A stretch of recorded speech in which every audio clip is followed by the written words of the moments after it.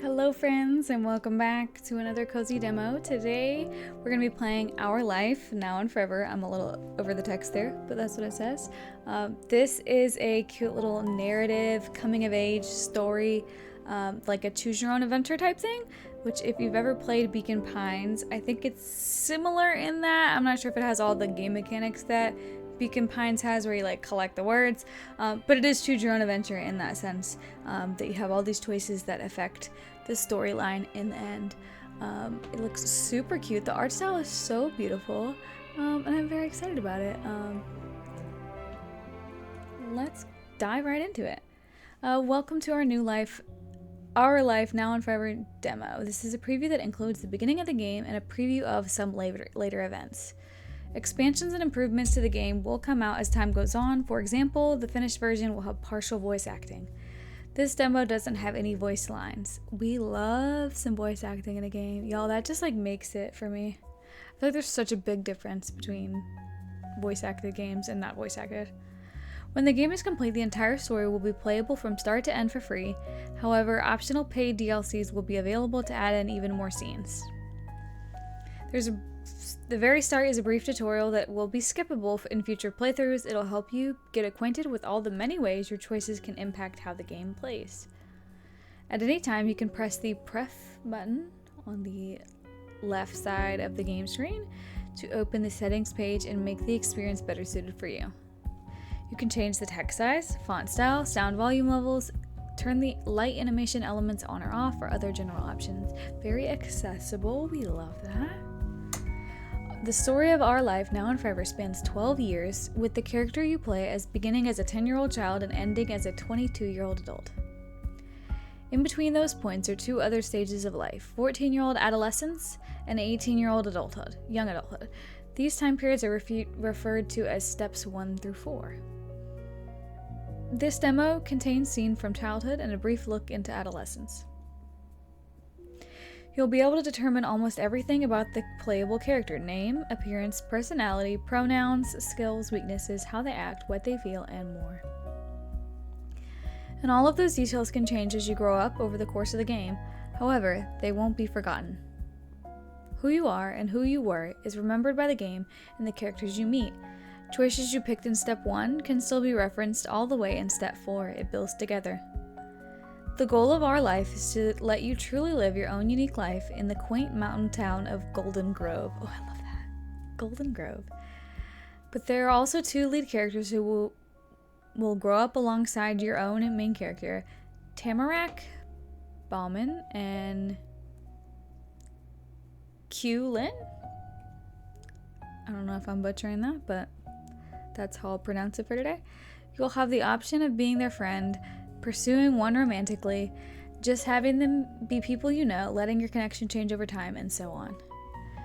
Your relationship is customizable and progresses at whatever rate you want it to, if you want to, though there are a couple limits to what you can do. You can't date them both or break up with one after officially getting together. If you've had a lead become your romantic partner, that's permanent. Tamarack is a little girl with she/her pronouns when you meet her. She always identifies as a woman who uses she/her pronouns. Q begins the story as a little boy who has he/him pronouns, but questions their gender as the years go by. Q will ultimately come out as gender fluid. Q's pronouns are only they/them in Step 2. They use he/they in Steps 3 and 4. Our Life Now and Forever doesn't include the option to romance a strictly male-identifying character, but we do have another game, Our Life Beginnings and Always, if that's your preference. There will be other characters to interact with and befriend besides Tamarack and Q, though those two are the main focal points. How well you get along with other kids, your teachers, your mom, and so on is still in your control. With those basic mentions, the tutorial will move on to a new screen now to explain another major gameplay element. The first thing you'll do in Our Life Now and Forever is design the appearance and basic details of your character. They are so cute. Look at this little face. You'll be able to select a first name, last name, and add a nickname too. You can also give your MC their general size, choose their dominant hand, and so on. So many details. The gender of the MC is customizable as well. That'll be addressed more later. The remaining parts of this section are all the many ways you can edit the appearance of your character. A cute dress-up doll icon is included to give an idea of what your playable character is like. You can change every aspect of the doll, from the shape of the head and eyes, to the hairstyle, to the coloring of each element, to what they wear. Oh my gosh, what? This is so much. The customization can be extra unique by having the hair and or eyes be 2 different colors, tweaking the exact tint of the colors, flipping the direction of different elements, and more. There's even one special tint that allows you to exactly match the hair and or eye color of your biological mom in the story. You can stick to preset options if you're happy with them or want to get through the customization faster. You can even randomize the MC and go with what the chance gives. What you choose will be referenced in the script, and the icon image you put together will appear on the text box when your character speaks, unless you turn that element off. The game has a first-person perspective, so you don't see your MC standing alongside the non-playable characters in the normal character sprite style. This first round of designing will set some important basics, like eye color and skin tone, that will never change for the rest of the story, but almost everything else can be altered eventually. You'll get the option to use the screen to re-customize your MC significantly at the start of each new step. You'll be able to change your first name, nickname, pronouns, hairstyle, what they wear, add scars if you want. This is so much. Y'all, I did not know how much was in this game. I had zero idea. Along with each major race customization sections at the start of the steps, multiple times during each step, you'll also be able to alter just the clothes of your MC. If you want your MC's outfit to be simple for exploring outside and nicer when they go to school, you'll be able to do that. It just doesn't end. It doesn't end. Like, there's just more. And the new decoration options, such as facial piercings, will become available once your character's gotten older. That's everything for this initial screen, so we'll let you begin. More tutorial sections will pop up as you reach new gameplay features. Thank you so much for playing. We hope you have fun. What? Oh my gosh, what? There's so much. I have a round face. Let me go with that. Okay, eyes. Lashes. We're doing lashes. Yep. Okay, I love when they do a hair front and hair back. I love that, because like sometimes when I look at hairstyles in games, they'll have like the like length I want, but not the bang. So I mean, my hair is stuck behind my ears now, but I have not really. It's kind of grown out right now, but normally there's like some front pieces here. And I like being able to edit that stuff. Like, this is like super cute. That's a little messy for me personally. I feel like that looks like my front, and then longer. Or no, okay, I guess you can't do longer because it's just like cut off. Like, there's just not that space. That's fine though. A little bit of waves. I think that. Yeah, this matches me. Okay, so this is hair. Accessories. Oh my gosh. Neck accessories. Oh, I can have a little shirt. Oh, look at the flowers. Can I change the color? Ooh. I totally missed the color up. The hair was already red, so I didn't even have to do that. Normally, red, like, selecting a red in like the color wheel is so hard for hair. I didn't even notice that it was already red. But like, if you saw my Inzoi demo, which Inzoi is coming out in a couple months, if you have not watched my Inzoi demo, please go check that out. Like, that game is like, the customization is crazy. But I sat there for like 5 minutes trying to find a perfect like red hair color, and everything was just too weird looking. But this is my shirt, so let's... I feel like I want something the flowers will like pop on a little bit.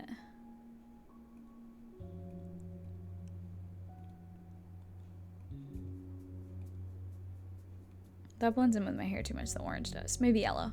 That's cute. Tint.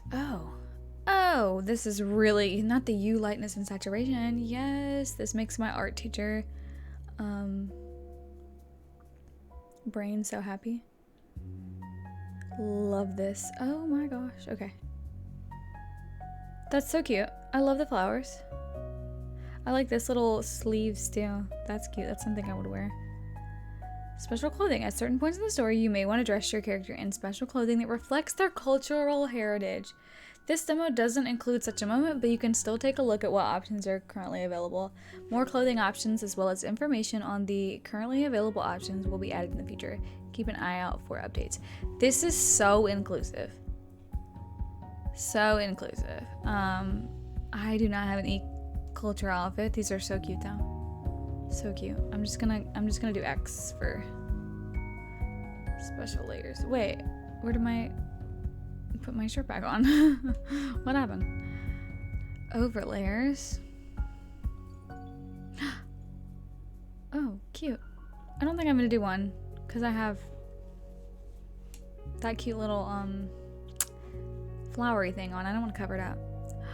Look at the little earmuffs. The bow. She's so cute. A flower crown? Or the little bear earmuffs. Oh my goodness. Okay. I'm a flower crown girly. Let's do Stop. She's so cute.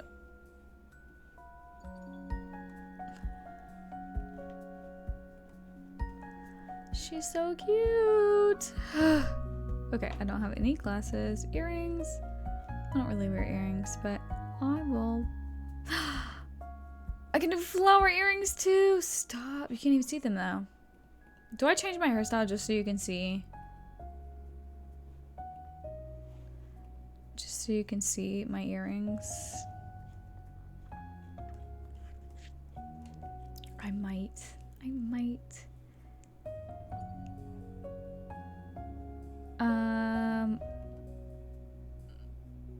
Oh, they're so small. Oh.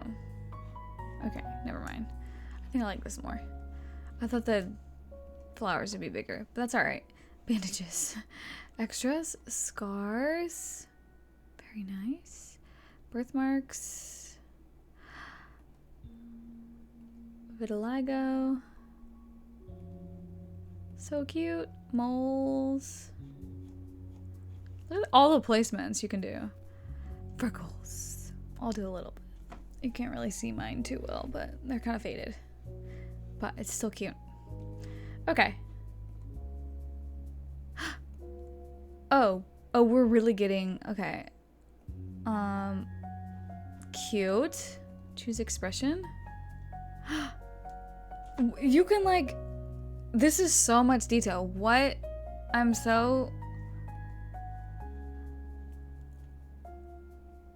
She's so cute. Oh my gosh. I like that one. Eyes.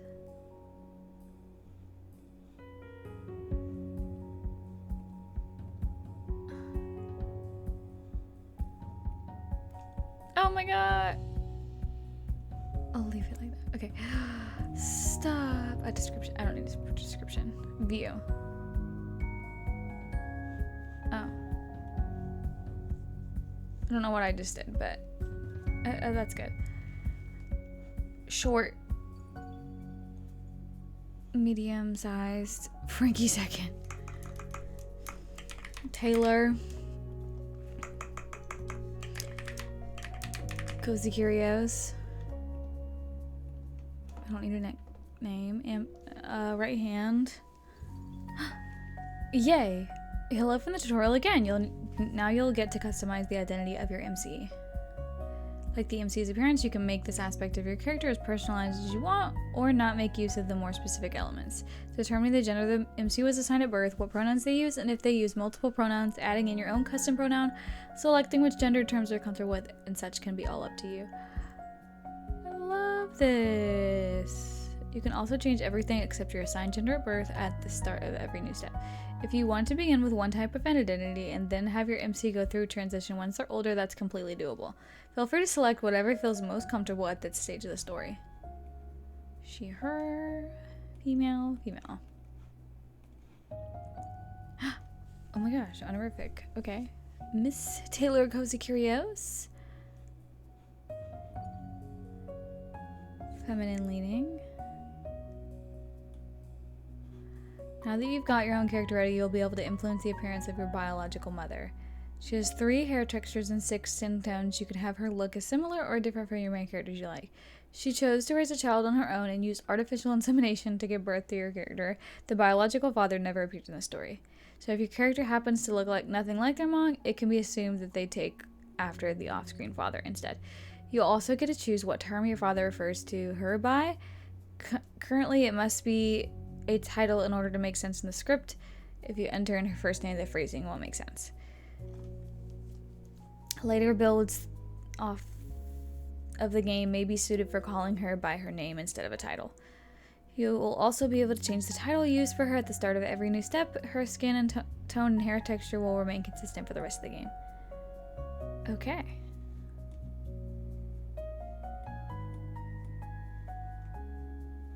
Mom. Cute. Okay. And we've got a little bit of customization before the story begins, your interface display style. First, there's a sticker. A sticker is just a charming little image that appears in certain screen graphics, such as the choice menus and most importantly, save files. You can easily track different playthroughs by using different stickers, and your sticker can change whenever you want by clicking the info button on the sidebar and going to the Your Details page. One example to use it would be if you have a playthrough you're enjoying, but in step 2, you're not sure if you want to romantically pursue Timorak or Q. You can take that same file, change the sticker, and make another save. One version of the story and sticker could have you dating Timorak, and the other sticker is a separate story with Q. Finally, there are 2 different text box styles to choose from. A traditional visual novel arrangement with the box always along the bottom of the screen, or a more comic book style where the speech bubbles are positioned next to the one talking at the bottom of the screen when there is narration. You can switch between them at any time on the preference screen. If the button's simple text box is highlighted, you'll have the visual novel style. You can click to unhighlight that button for the comic style. By default, both text box styles will have the icons to show who's speaking. Those can be turned on or off through your preference settings as well. Thank you for reading the beginning tutorial. I like the butterfly and I like the heart. I'm a girly girl. Heart. That's what we're going with. The mushroom's really cute too, though. And the crystal. I do like crystal. With icons. I choose this one.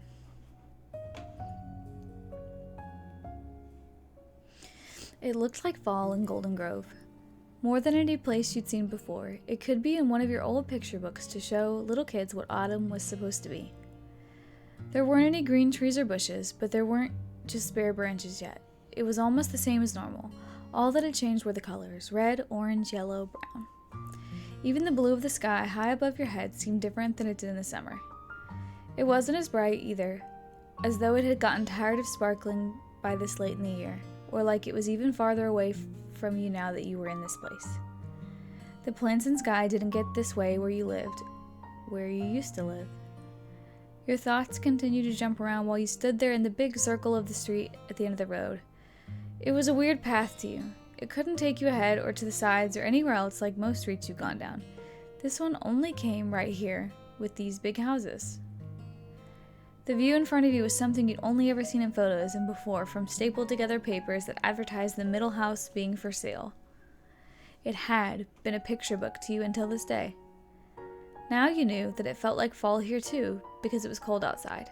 Chilly enough that you sometimes held your eyes closed for a few seconds longer than usual to try to keep your eyeballs from feeling like they were going to freeze inside your head. This was a real place. The icy air surrounding you said, and you were really in it, and it was where you were going to stay. That was new.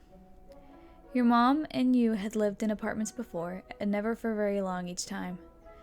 That was until she'd gotten a big job in this not that big town and bought a big house. You wouldn't be going anywhere else for a long time. Now, in that moment, you couldn't imagine being there forever. But that's just the way it was. The old tan house at the very end of the long round road was now your house, standing tall with 2 others by its sides. Those buildings were homes too, with their own people living inside, and those people in those ancient houses were going to be your neighbors.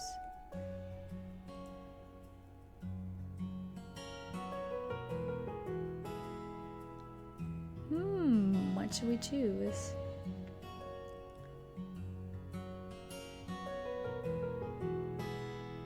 I feel like a positive outlook.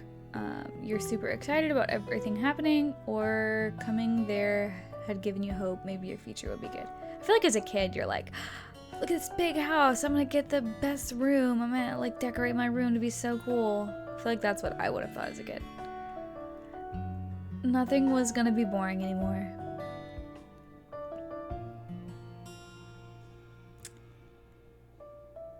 Since your mom was no fun. Oh my gosh.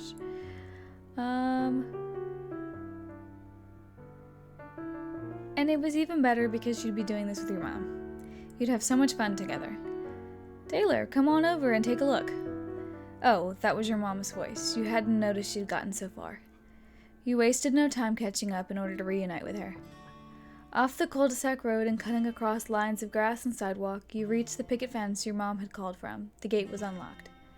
Unlike the other houses, in front of yours was a tiny gray-stoned walkway that led up a couple little steps, and those steps led to the door.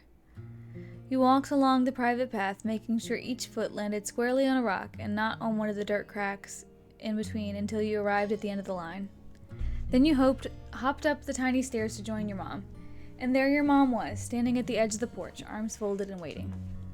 She must have been moving around before because the shiny opal earrings she had on were twisting from side to side a little bit. She knew they were real opal stones because she told you before when she first got them. She also told you a long time ago that her normal name, not Mom, was Opal. Her clothes were the colors of a cloudy day after the rain had already come and gone. The kind of day that could be cold and bad or really relaxing and comfy. It depended. You wondered which way she looked at it from. You didn't know.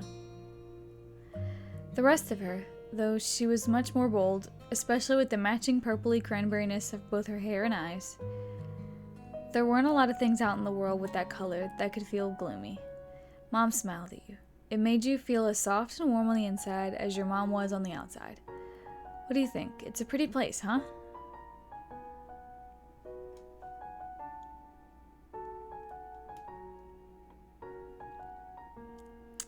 It's beautiful. I agree, my dear. Her mouth stayed in the shape of a smile, but her eyes and eyebrows changed, bending in a way that made it seem like she wasn't really smiling, or it was some other kind of smile. She put a hand on one of the white painted pole things that kept the porch roof from falling down. Her fingers moved along it. Won't be too much longer. The real estate agent should be here to hand over the keys in a couple hours or so. Then it'll be official. We'll be the newest residents of Golden Grove. You shifted your weight from one foot to the other. This was a big deal to your mom. Her whole life was changing too. You hoped it wouldn't be a mistake. You didn't want your mom to be sad. Well, you've seen the yard and the outside. You don't have to wait here the entire time. How about you go look around at the rest of the neighborhood? She bent down, placing her hands on her knees in order to speak directly to you on the same level. It's a safe town, especially in this area. You'll be able to play freely out here.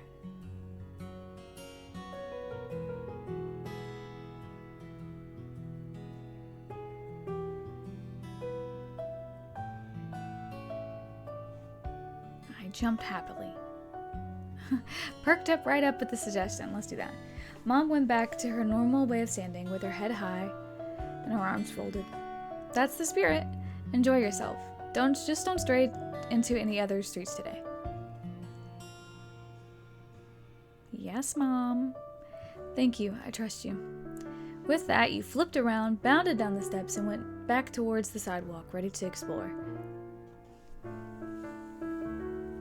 Step 1, prologue. Your shoes really squished into the dirt part when you crossed from where you were down to the solid road. The smell of grass and rain-softened ground, crisp through somehow also kind of musty, hung in the air, bringing a whole new year of school with it. You were going to be a 5th grader. It would be completely different from being a 4th grader, and not just because you'd be attending a new school. You'd be the highest grade of the place. Maybe that was why your mom was so sure you could do this by yourself. You were growing up. It felt good knowing there was more and more out there that you'd be able to explore on your own. Then, before you took one more step, there was a faint tap against your shoulder. It was barely stronger than the wind, but it was definitely something, and it was completely out of nowhere.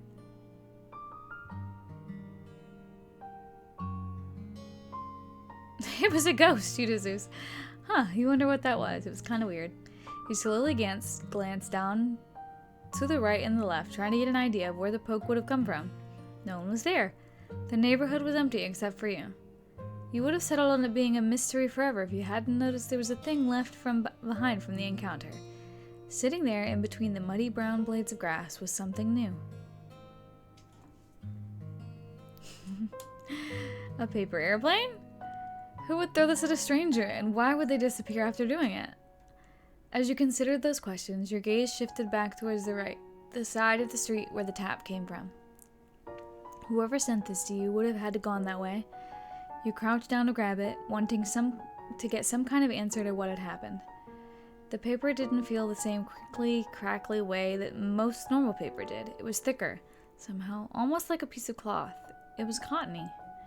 This wasn't the only part that stood out. The page was a tan color with dark brown lines, not white and blue or white and black, or something regular. More questions to add to the confusion. Where would paper like that have come from? You turned the paper airplane around in your hands and squinted your eyes keenly. There were pencil markings on the underside. The paper had scribbles or maybe even letters. That was enough of a sign to undo the shape someone had put together. You pulled at the flaps of the plane and flattened it out between your palms the best you could. It was true. The paper airplane had a message. Well, maybe. There were some words on it, but not a lot, and they were different lines from each other. You read over each tiny part from top to bottom. Hello. Go out. Hide out. And then, in the bottom of the quarter was Taylor Cozy Curios. Your name. It had been addressed to you personally. There was no mistake that you were the one meant to get that plane. You scrunched up your face. A person wrote stuff on a piece of paper, turned it into a paper airplane, threw it at another person, and the message they sent was that? This was a mystery worth solving. Maybe the words were a code you had to break.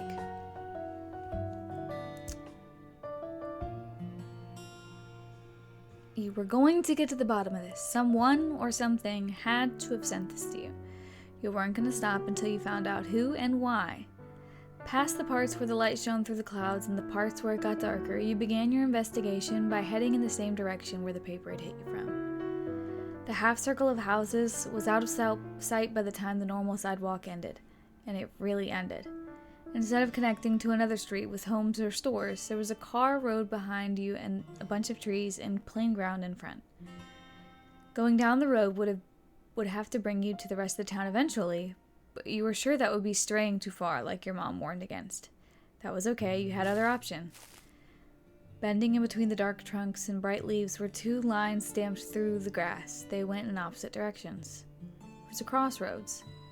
One led more towards where the neighborhood was, but back further, right on the edge where the forest started. The other went completely into the trees, a walking path for the people who lived there. You stood there at the start of this turning point in the woods in your life, feet poised to move over the stirring thicket floor.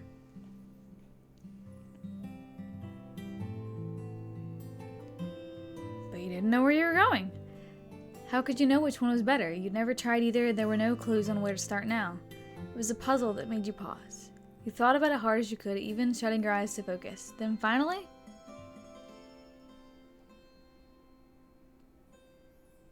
I'm gonna go down the walking path on the left. And your quest continued. Once you went through the foresty path, you had truly entered the wild woods. Nothing else surrounded you any longer. Nature spread across the land with the narrow dirt line and fence being the only sign anyone had walked in this spot before you. People were only visitors here. Golden and red leaves gently rustled against each other in thick clumps, with each tree's branches flowing into the others nearby. It was enough to keep the sky and sun out almost completely, but the leaves burned bright with the light basking over them from above. The foot-made passage continued to twist up around higher into the mountainside, farther than you could see. You were amazed. With your wide, wondrous gaze thrown every which way, you let yourself flow deeper into the thicket. The quiet bubble that existed here in the forest, away from the town, popped from a sudden, unnatural clatter. You stopped. It was a whooshing, thumping, and the stirring up of leaves like something had crashed into them. You knew for sure that wasn't the wind. It had to have been an animal or a person. And it came from right over there.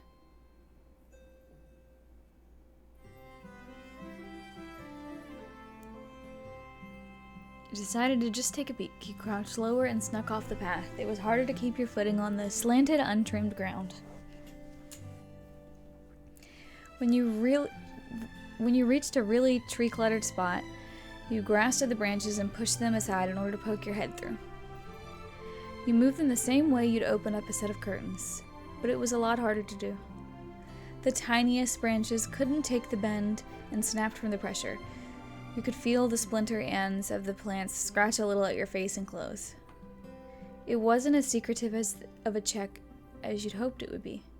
On the other side of that tree line was still the woods, but kind of an empty part. There was a lot of open ground with no trees or bushes growing, and a ton of leaves that were gathered into piles. Past that clearing, the trees were back and even more closely pressed together than they were by the path. It was mysterious. There was nowhere to go, and nothing seemed out of place to you until...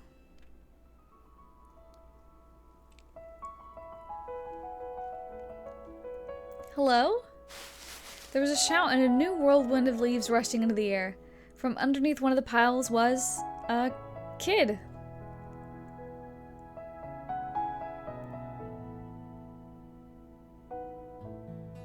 They had sparkly hair. You notice she does have sparkly hair. You couldn't hold the leaning forward position any longer and stumbled forward completely into the open area. You stared at them and they looked right back at you as everything they've thrown into the air gently drifted back down. Were you in there this whole time? No, I heard you coming. The kid kicked their legs up and down on the leaf pile that surrounded them. The crunch of dried plants finished the message. I went to hide just now so I could jump out when you got here. They talked about it like it was the obvious thing to do, and your reaction was confusing to them. Alright, that was pretty good. That got the stranger giggling. Wait here. The jumping jack kid hopped again, but this time it was to get up off the ground. They dashed the opposite edge of the open space, leaving leaves scattering behind them, dropping out of their clothes and being kicked up by their steps. You were already wondering what was going to happen next. From behind one of the tall, crooked trees, the kid began throwing sticks and other plant pieces around. They were uncovering a hidden treasure, a big brown bag. They had to use both hands to lift the pouch and get it over their head. The thick strap pulled tight under the strain of the weight attached to it. The line of their mouth looked just as strained. The stranger huffed when they released the bag from their fingers, letting it rest completely across their shoulder. You heard stuff bumping around from inside bumping around inside from your position way over here. It was a really full pack. But it didn't slow that kid down. This is a lot of reading, y'all. They ran back at full speed to meet you where you were. When they were in front of your face, they gave a wave and asked a question. Hi, are you a girl too? Yeah. She sung her own praises in a chiming tone. Both girls, both girls.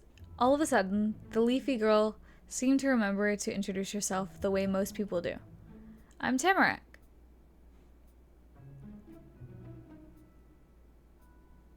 That sounds nice. Thanks. A tamarack is a kind of tree. I like it a lot. So what's your name? I'm Taylor.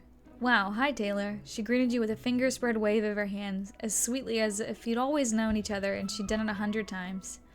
Do you like it, your name? Yeah. Ooh, alright. Your headband is nice. Thank you. You're welcome. Why are you here? Where did you come from? Are you visiting? She piled on one question after the other, letting them bubble out like her laughter. I'm not some kind of tourist. My mom and me moved into this town. Tamarack gasped, her large eyes opening even wider. They were full of sparkles. Me too! I'm new too! I moved to live with my Omi and Opa. They have a house here and I'm gonna be there now.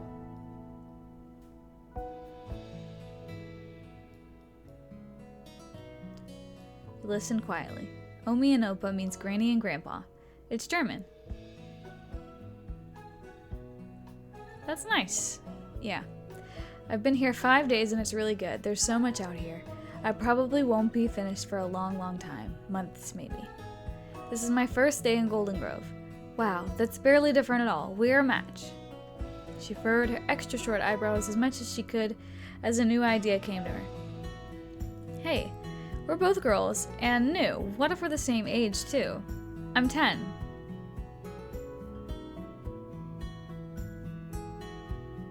You're 10, so am I. Hooray, same age forever. Happily, Tamarack held onto the worn strap of her big bag and bounced up and down in place. You decided that this is the perfect time to talk to her about what you were doing. Hey, I got hit with a paper airplane a little while ago. Was that you? Ah, yeah, you got it? Yes, I got it. It's right here. Woo! She flung her arms up over her head in celebration, knocking her bag out to the side. It made a thump noise from when it swung back against her. My aim is good. You blinked at her in disbelief. You'd done it. You'd found the mystery person who made that strange paper airplane message. She was entertaining, you thought. Thanks for sending it. You're welcome. Yay for the trash doing something nice. What is that supposed to mean? You thought you never knew what disbelief was a second ago, but hearing that made you feel it in ways you'd never had before. The stunned look on your face got Tamarack to add more. The paper I used wasn't mine. It was litter in the woods. I picked it up and put it in my bag because I couldn't leave it there on the ground. Then I saw you standing in the road and I just had an idea. I could do something fun with that garbage by making it a paper airplane for you. So you didn't write anything on it? Yeah, I didn't. My name's on it. Where's that at?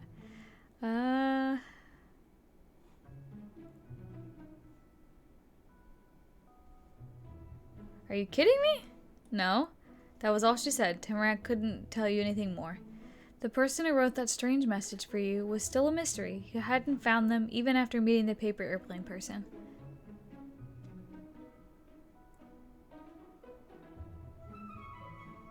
You were more determined than ever to figure things out. There was no way you could let this go until you gotten answers. You started thinking more and more about this, making plans in your head. Tamarack could tell something was going on with you. Taylor, what did the paper say? Was it funny? Do you think random stuff is funny? It was short, and all the parts were on different lines. The words were, hello, go out, hide out. Taylor, Cozy Curios. What? So weird. Who would write that? I know, that's what I was thinking. It's strange. She took a big hop closer to you, a smile growing across her face as she landed. You should keep going, and I'll come too. That paper isn't very old. It would have gotten wet or eaten by bugs if it was out there in the forest for a while. We could track them down and ask them what they were doing. You can come. I was going to ask that. Woohoo!